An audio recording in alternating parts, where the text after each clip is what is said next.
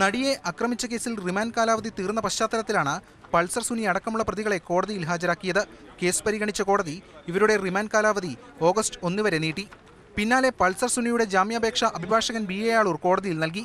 പ്രോസിക്യൂഷന് എതിർവാദം സമർപ്പിക്കാമെന്നും 20-ന് ഹർജിയിൽ വാദം കേൾക്കുമെന്നും കോടതി വ്യക്തമാക്കി.